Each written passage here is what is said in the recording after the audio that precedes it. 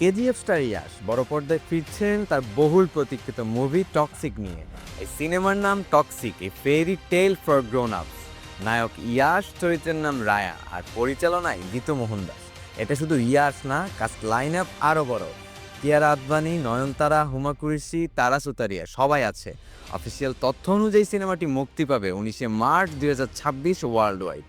Teaser দেখেই social মিডিয়ায় একদল বলছে ইয়াশ এবার কেজিএফ ইমেজ ভেঙে একদম নতুন লুক, ভিজুয়াল, সোয়াগ আর স্টাইল সবকিছু হাই লেভেল।